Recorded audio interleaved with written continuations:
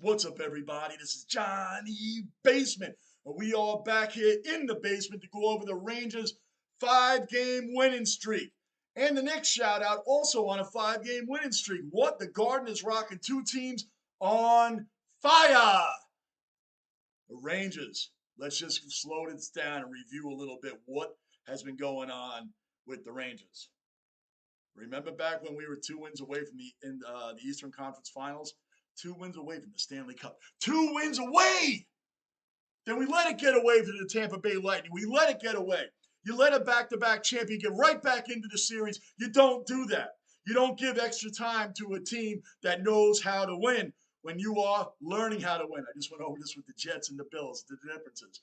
That's the differences there. Tampa Bay knows how to win. The Rangers at the time were learning how to win with a young team. Chris Kreider and Mika Zibanejad sat at that podium when they lost that series after coming back against the Pittsburgh Penguins down 3-1. Down 3-1. No one in hockey history has ever come back in 3 elimination games down by 2 goals in Game 5, 2 goals in Game 6, and repeatedly down by a goal in Game 7. The Rangers came back in all 3 of them, even to the Penguin fans chanting, Igor, Igor, like he's some type of clown or something, winning that Vezina trophy, like he's some type of clown, right? Well, they got Igor. Did they not? They got him. They got him.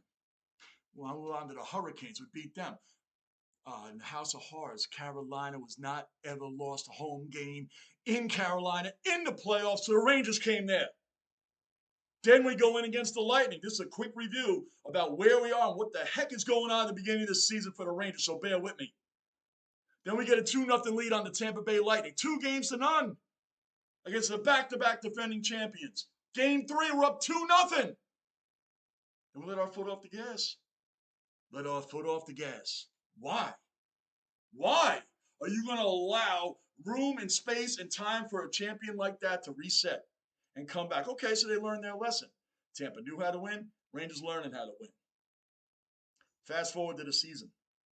Rough road start to the season. Remember, Mika and Kreider, both said they'll never forget that feeling. Man, we don't want to lose this feeling. Ever. We don't ever want to feel this way again. So you figure they're coming into the season kicking ass, right? Kicking ass and taking names. Not really.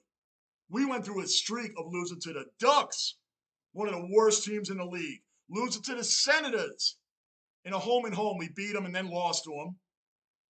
And then lost to the Blackhawks. The Blackhawks had come in on an 8-game winless streak. We made them look like contenders for the Cup. 3 doormats embarrassed us in a row. It's one thing everybody loses to a bad team here and there. Not us. Win, loss, loss, loss. Or actually went loss, win, loss, loss. Whatever. We dropped 3 out of 4 to really bad teams, man. That's the whole point. Until Trouba put the hammer down against the Blackhawks on Andres Atrasiu. I think I messed that last name up, and who cares? Because we're in the basement. The whole point is that hit right there. He got in 2 fights in that game, too. Threw his helmet at his teammate after he got ejected. Our captain, Jacob Trouba, who I questioned why he was the captain at the start of the year. Why wasn't it Kreider? Or Ryan Lindgren, our intangible man. Ryan Lindgren, whose stats wouldn't be like, hey, this guy, what does he really do? What does he do? His body is used as a blocking machine. Igor himself says he thinks Lindgren saves more pucks than he does. He throws his body, sacrifices for the team. He's Mr. Intangible. I thought he should be the captain. Kreider, I thought should be the captain. He's been around forever. I don't know why they weren't. Maybe they didn't want it. I don't know. So I didn't know why Trouba got it until that game. Until that game when he laid the hammer down on Andres. And if you had not watched it, YouTube Jacob Trouba hit on Andres. Look at it. That guy got laid out. Trouba got ejected, threw his helmet at the team's bench, and cursed his teammates out. Like, get the F out here. What are you guys doing kind of stuff. That was the turning point. That's to you, Trouba Train. Michael pointed that out, and you are correct. You are 100% correct, Michael. Because Trouba took Andres on the Trouba Train.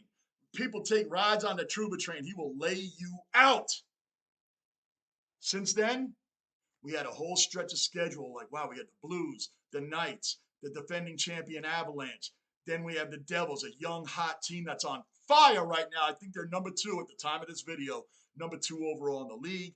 And then we had the Maple Leafs come in on a 4-game winning streak. What did we do?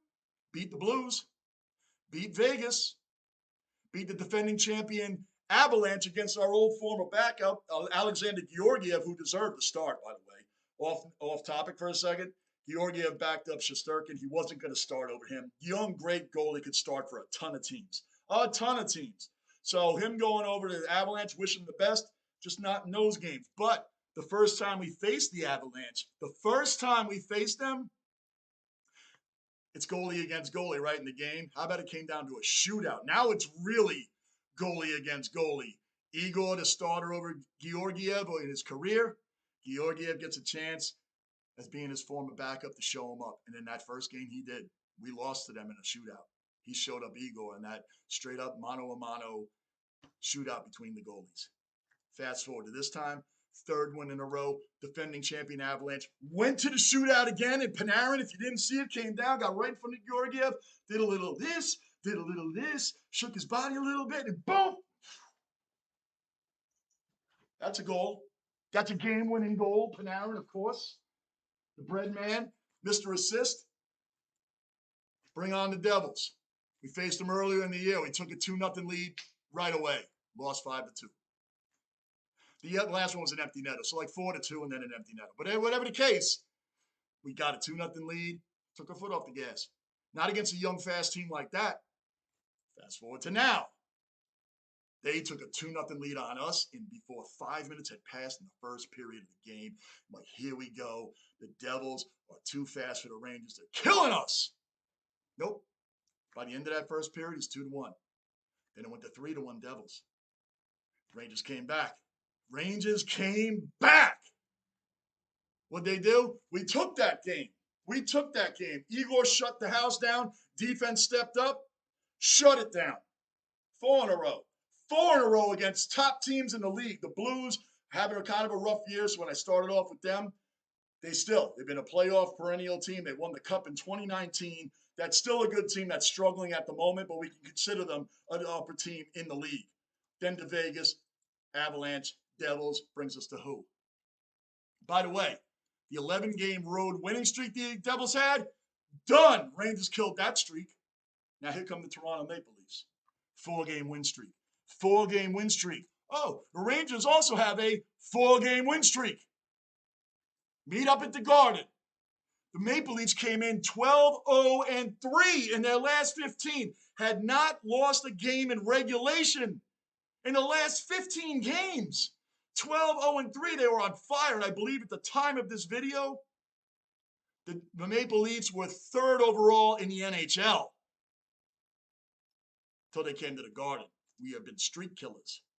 Devil streak, 11-game road winning streak, done. Maple Leafs 4-game winning streak, done. Maple Leafs 12-0-3, haven't lost in regulation in 15 games, out of here. The Rangers stepped up last night. Gallant changed the lines yet again. He does this a lot. Sometimes it's irritating, but he keeps tinkering. He didn't go from a Jack Adams finalist last year to a buffoon this year. With a lot of people thinking he should be on the hot seat. That's crazy to me. Even when they were losing against the bad teams, it was crazy to me. He's got the locker room in order, so it appears. So what does he do with the lines? Last night, the lines come out. Panarin, Zibanejad, Goodrow, first line. Second line is the kid line, which usually is the third line. Hedel, Kakko, Lafreniere, second line. Third line, bottom 6. Third line. Kreider, Vinny, Jimmy Vesey, who scored 2 goals in the game, by the way. Fourth line, Vitaly Kravtsov, who I want to keep seeing more of this kid. Keep playing the kid. Keep playing him. He was a high draft pick.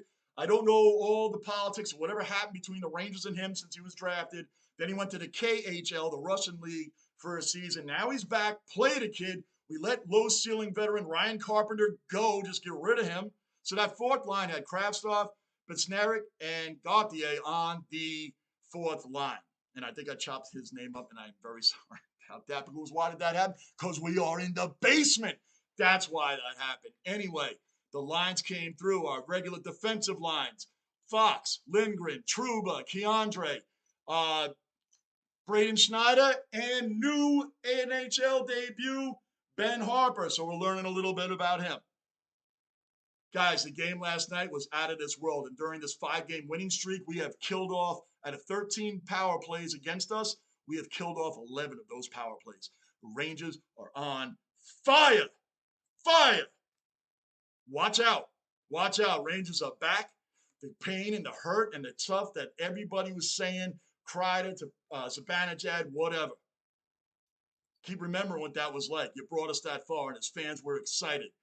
Freaking Knicks are on a 5-game winning streak right now, too. The Garden is on fire with both teams. Watch out. We're back. We're coming. Igor's looking like Igor, saving the team over and over and over in a tough game last night where our defense disappears at times and looks like statues out there. We did it last night. We did it. Solid game. Igor looked like the Igor that we're used to seeing. Rangers are back, people. Rangers are back. If you're new to the basement, subscribe, bell notice, like button. Keep this basement rolling. We're going toward 10,000 subs is our goal. That's our new goal. Follow me on IG, Johnny Basement, and follow me and my daughter Des' music review channel, Basement Squad Reacts. We haven't done anything on it in a couple of months. It's coming back by the end of this month, start of the new year. Look out for that. Thank you all for supporting this channel. I really appreciate you guys. I'll see you on my next live stream. Johnny Basement, and out.